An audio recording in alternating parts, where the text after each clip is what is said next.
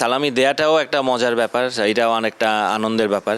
ঈদে আগে যেই মজাটা হতো এখন আর ওই মজাটা নেই। ঢাকায় দেখবেন আপনি ম্যাক্সিমাম রেস্টুরেন্ট খোলা থাকে ঈদের দিন, মানে মানুষজন ঈদের দিনও রেস্টুরেন্টে খায়। এইটা তো বাজে একটা এক্সপিরিয়েন্স। আপনি যে এইখানে নিয়ে গেলেন, এটা আমার মনে হয় বাংলাদেশের ইতিহাসের সব থেকে বাজে ওয়ার্ল্ড কাপ ছিল 2003। পরের দিনই তো কোরবানি ঈদ ছিল।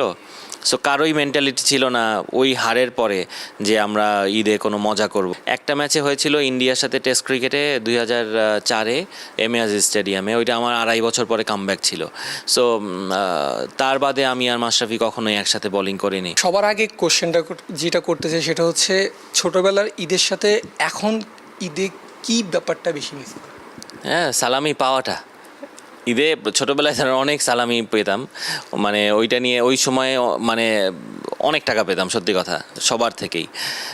এখন যেটা হয়, অবশ্যই সালামি দেয়াটাও একটা মজার ব্যাপার, এটাও অনেকটা আনন্দের ব্যাপার যে আপনি যখন সালামি দিচ্ছেন কাউকে, এবার ছোটোদেরকে আপনার। সো এইটা একটা মজার ব্যাপার। তবে ঈদে আগে যেই মজাটা হতো এখন আর ওই মজাটা নেই। ফ্রেন্ড সার্কেলের একজন এক এক দিকে, সবার ওইভাবে করে একসাথে হওয়া হয় না। সো এই জিনিসগুলো খুবই মিস করি। সো আর এখন যেটা হয়, ধরেন ম্যাক্সিমাম ঈদ ঢাকাতেই করা হয়। সো ঢাকার ঈদ আসলে ওরকম মজা নেই, কিছু করার নেই তো ঢাকায়। এই আত্মীয় স্বজনের বাসায় যে দাওয়াত খাও, দ্যাটস ইট। রাত হয়ে যায়, একটু আড্ডাবাজি হয়, আবার একটু কফি শপে যাওয়া হয়, যা এটাই নর্মাল নিয়ম। মানে ঢাকায় দেখবেন আপনি ম্যাক্সিমাম রেস্টুরেন্ট খোলা থাকে ঈদের দিন, মানে মানুষজন ঈদের দিনও রেস্টুরেন্টে খায়। সো এই কারণে আপনি দেশের বাড়িতে ঈদ হলে যেটা হয়, সবাইকে নিয়ে মানে সবাই যায় ঢাকা থেকে, কিংবা অনেকে মানে দেখাও হয় না, অনেক রিলেটিভ আছে তাদের সঙ্গেও দেখা হয়। সো এই জিনিসগুলো মজা হয়, অনেক ফ্রেন্ড আসে যারা অনেক দিন পর পর দেখা হয় ঈদে। সো এই জিনিসগুলো মজা।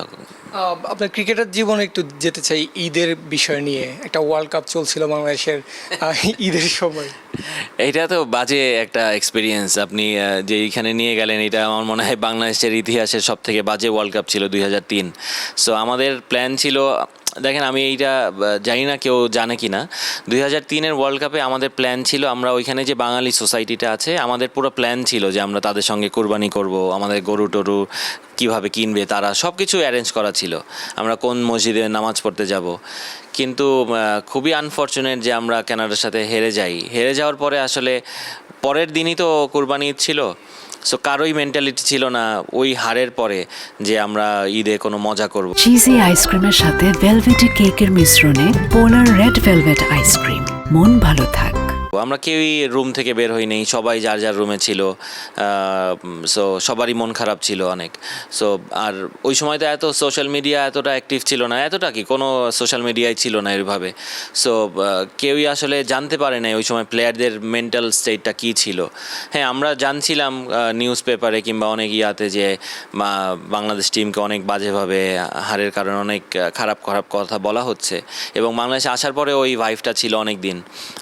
বাইরে বের হইলেই মানে এই এক্সপিরিয়েন্সের কথাগুলোই, কানাডার সাথে কীভাবে হারে, কেনিয়ার সাথে কীভাবে হারে। সো ওই সময় তো আমাদের ওই ওয়ার্ল্ড কাপে আসলে 2টা ম্যাচই টার্গেট ছিল, কানাডা আর কেনিয়া। কারণ আমাদের স্ট্যান্ডার্ড অফ টিম যেরকম ছিল, আমাদের যে স্ট্যান্ডার্ডে আমরা ওই সময় টিমটা ছিল, আমরা কানাডা আর কেনিয়ার ম্যাচটাতেই টার্গেট করেছিলাম, এবং আমার মনে হয় 2টা ম্যাচই যেটা পসিবল ছিল। কিছু ভুল ডিসিশন, কিছু জায়গায় মিস্টেকের কারণে আমরা পারিনি আসলে।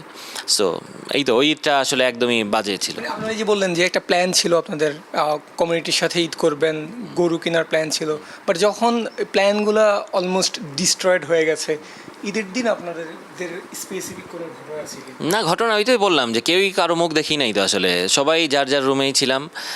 মানে ওইটা তো খুবই মানে মন ভেঙে যায় না, যেরকম একটা ব্যাপার। আর আপনি আগের দিন এরকম একটা ম্যাচ হেরেছেন যেখানে আপনি ওয়ার্ল্ড কাপের মতো জায়গায়, এটা যদি নর্মাল সিরিজ হতো তাহলে হয়তো বা আমাদের ধরেন পরে আরও ম্যাচ থাকতো, ওইখানে কামব্যাক করার সুযোগ থাকতো। কিন্তু এটা তো ওয়ার্ল্ড কাপ, আপনার কানাডার সাথে আর খেলা হবে না। সো কানাডার সাথেই আমাদের জেতার একটা ভালো সুযোগ ছিল, ওইটাই হাতছাড়া হয়ে গেল।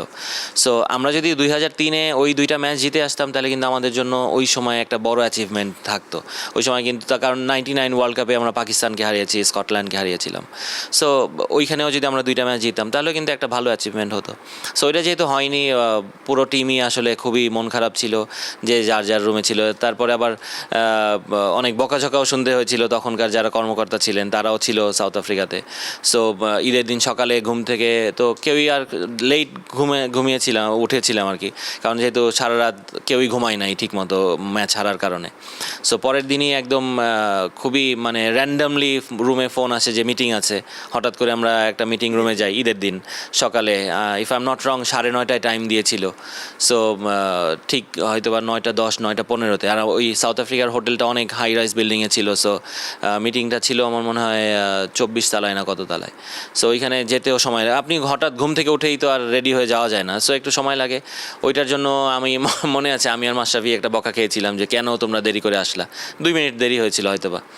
সো ওই সময় একটু বকাঝকা শুনেছি, আবার কিছু মোটিভেটিং কথাও শুনেছি যে না আমাদের সুযোগ আছে, অনেকগুলো ম্যাচ আছে, যদি ভালো কিছু করা সম্ভব হয়। সো আনফর্চুনেটলি আমরা ওই মানে ওয়ার্ল্ড কাপে একটা ম্যাচও জিতিনি। সো ওইটা একটা খুবই বাজে একটা এক্সপিরিয়েন্স। মানে এক শব্দে যদি একটা আনসার জানতে চাই যে তাহলে বাংলাদেশ ক্রিকেটে বলা যায় যে বাংলাদেশ ক্রিকেটের ইতিহাসে 2003 সালের কোরবানির ঈদটা সবচেয়ে বাজে ঈদ ছিল। অবশ্যই অবশ্যই, মানে এর থেকে মানে বাজে হতে পারে না। মানে কানাডার সাথে ঈদের আগের দিন খেলা, আমরা যেখানে প্রস্তুত যে আমরা ঈদটা কীভাবে সেলিব্রেট করবো, মানে ম্যাচ জিতবো, নট অনলি আস, মানে পুরো দেশই তো। কারণ আপনি ঈদের আগের দিন একটা এরকম যে উইন যদি আমরা দেশকে দিতে পারি, সো সবাই তো এই মজাটা নিয়েও ঈদ করতে পারবে, রাইট? সো ওইটা আমরা খুবই ওই সময় সরি ফিল করেছিলাম পুরো দেশের মানুষের কাছে যে আমরা আসলে ওই কষ্টটা সবাইকে দিয়েছি। So even now I can say we are sorry. আচ্ছা, আমার লাস্ট কোশ্চেন সেটা হচ্ছে মাশরাফি মুর্তজা, আমি অনেক সিনিয়র জার্নালিস্টদের কাছ থেকে শুনেছি তাদের একটা আশা ছিল যে তালহা জুবায়ের এক সাইড থেকে বল করবে, মাশরাফি বিন মুর্তজা এক সাইড থেকে বল করবে, যেটা আসলে হয়ে ওঠেনি কখনো। আপনার কোনো আফসোস আছে? আফসোস তো অবশ্যই। দেখেন মাশরাফির সাথে ছোটোবেলা থেকেই একসাথে বেড়ে ওঠা, মানে ওই সময় থেকেই আমি মাশরাফি সবসময় এইজ লেভেলে একপাশে ও একপাশে আমি বোলিং করতাম, কিন্তু ইন্টারন্যাশনালি একটা ম্যাচে হয়েছিল ইন্ডিয়ার সাথে টেস্ট ক্রিকেটে 2004-এ এমএ আজিজ স্টেডিয়ামে, ওইটা আমার 2.5 বছর পরে কামব্যাক ছিল। সো তার বাদে আমি আর মাশরাফি কখনোই একসাথে বোলিং করিনি।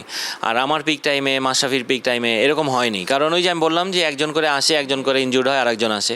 সো এই কারণেও হয়নি। সো মাশরাফি ইনজুর্ড ছিল, না হয় আমি ইনজুর্ড ছিলাম। সো এইভাবে করে আর আসলে হয়ে ওঠা হয়নি। এটা অবশ্যই একটা আফসোসের জায়গা। মাশরাফির হয়তো বা নেই, কারণ ওর ক্যারিয়ারটা তো হয়েছে কোনো না কোনোভাবে, যেহেতু আমার ওই রকম ভাবে হয়নি ক্যারিয়ারটা। সো অবশ্যই আমি আমি নিজে মনে করি যে আমি যেটা করতে পারতাম ইনজুরি না হলে, আমি যেরকম অ্যাবিলিটি আমার ছিল, আমি যদি আসলে ইনজুরিটা না হতো, এবং ওই সময় তো কোনোভাবেই টেক কেয়ার করা হয়নি আমাকে।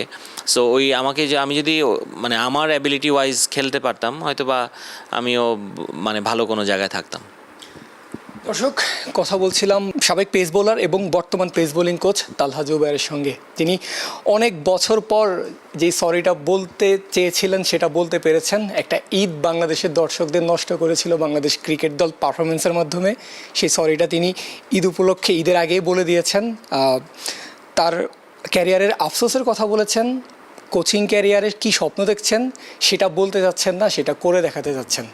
ঈদের আগে এই ছিল তালহা জুবায়েরের সঙ্গে ক্রিক ফ্রেঞ্জির কথোপকথন। আশা করি এনজয় করেছেন এতক্ষণ ধরে সবাই। তালহা ভাই, সর্বশেষ ঈদ মোবারক। ঈদ মোবারক সবাইকে, ঈদ মোবারক। সবাই ভালোভাবে ঈদ করবেন। আর যেহেতু সবাই দেশের বাইরে যাবেন, মানে দেশের বাড়িতে যাবেন, সেফ ট্রাভেল, সবাই সাবধানে থাকবেন।